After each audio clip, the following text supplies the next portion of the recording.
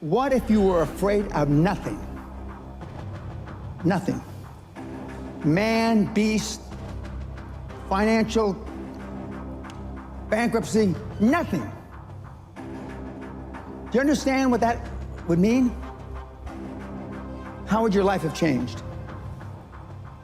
Once you become fearless, life becomes limitless. I'm not afraid of anything. I should be dead by now. I've been run over by a charging buffalo. Got up, chased it down, killed it. Killed a Kodiak bear with a knife. You can't kill me. I believe that with all my heart. You can't kill me.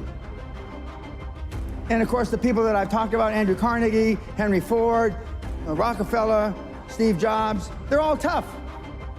Snowflakes melt under pressure.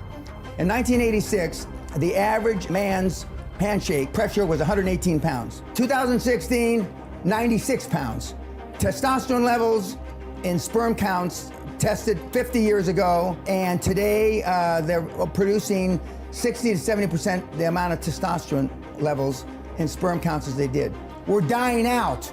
They're deathly afraid of everything.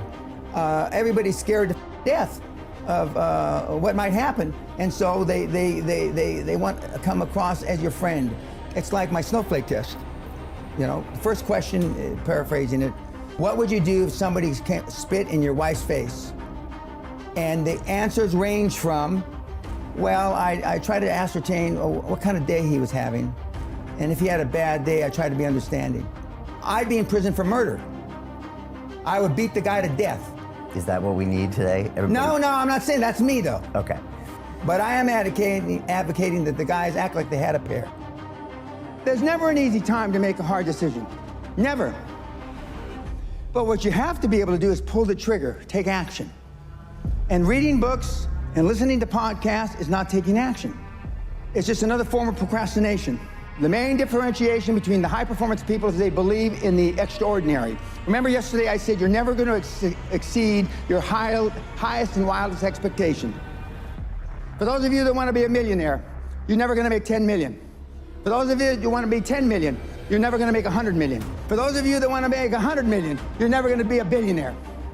Because psychologically, see, your subconscious doesn't know you're full of. Your subconscious starts to slow down. When you get, let's use the 100 million number, at 75, 79, 82, 89, 91, and then you're asleep at 96 million. And you may stumble over the goal at 100 million by accident. I have 3 regrets in life.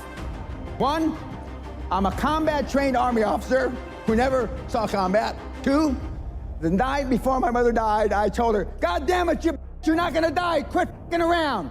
She's dead in the morning. And the 3rd, I didn't set my goals high enough. Jack Welch said it much better than I. There's no such thing as work-life balance. There are work-life choices, and you make them, and they have consequences.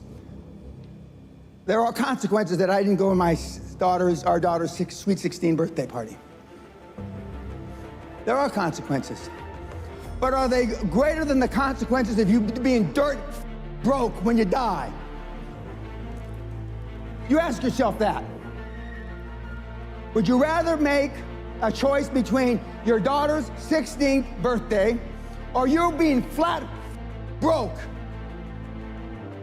huddled up in a corner, homeless, whenever your time comes? You tell me. But conventional wisdom, political correctness, has it all backwards. You're a bad person because you missed your birthday, right? You're a bad person because you celebrated Christmas in January, right? Horse. And the pundits that give you this horse are poor themselves. Next, you've got to get by your friends. Show me your friends and I'll show you your future, right? You're hanging out the pub, belching and farting. Those people that you're going to the sports bars, those are your friends. Then there's just general pessimists. Then there's your own guilt. Do I deserve to be wealthy beyond measure? Then there's fear, false expectations appearing real. And then there's this plain society that wants to hold you down.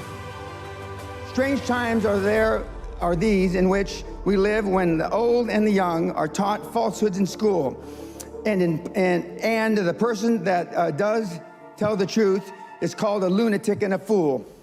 But John Lennon said it a little differently. Being honest may not get you many friends, but it will always get you the right ones. And what I want you to do from this point forward, no matter if you hated what I said or the way I said it, is choose carefully the people that you associate with.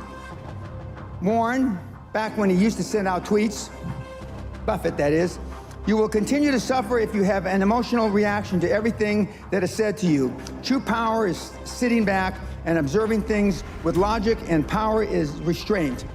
True power is restraint. If words control you, that means everyone else can control you. Breathe, and let things pass. In my day, they used to say, sticks and stones can break your bones, but words can never hurt you. Now it's just the opposite. There are major universities in this country, on this planet, that have safe rooms, that have safe buildings, that if life becomes too stressful, you go to that building. If your adult child needs a safe space to avoid offensive words, you failed as a parent. Most of us care what other people say, and most people care what other people think. And if you can just reduce that emotional baggage just a little, you have no idea how much freer you're going to be and how much more you're going to accomplish in your life. Most people just have poor habits. And, I've had these same habits for about 50 years now.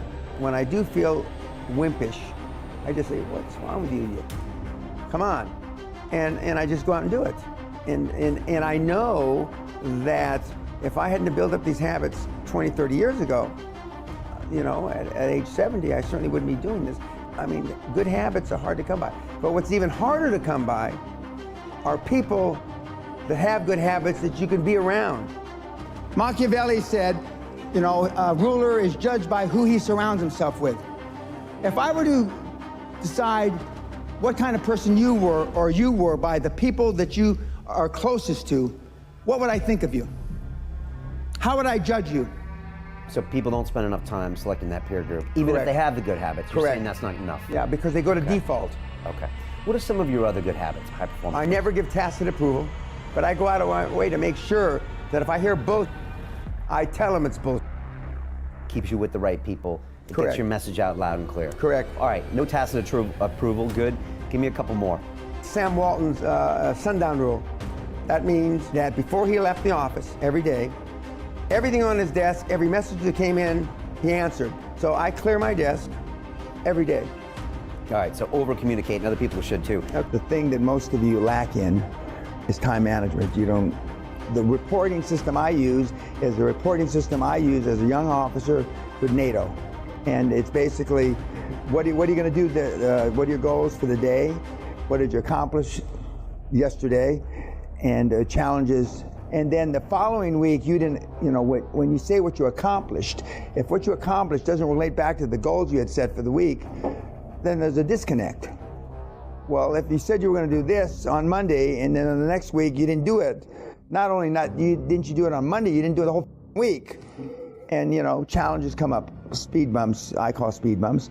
You broke your leg, you did this, you did that, now to me, those aren't speed bumps, When I showed up for my meeting with Klaus Kleinfeld in a wheelchair with a drip, well, I was almost dead 3 days before.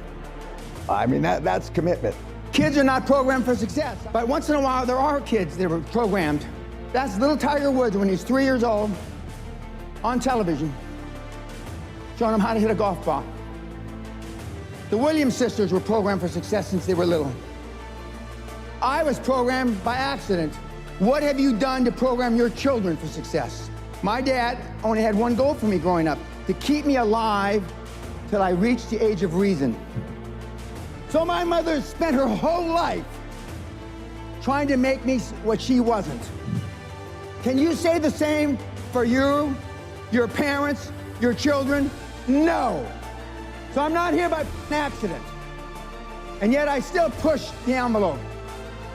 I believe with all my heart, you were meant to achieve. I believe, and this is the only religious thing I'm going to say, is I believe whoever the put us here, however the we got here, we were put here to be all we can be. not a fraction thereof.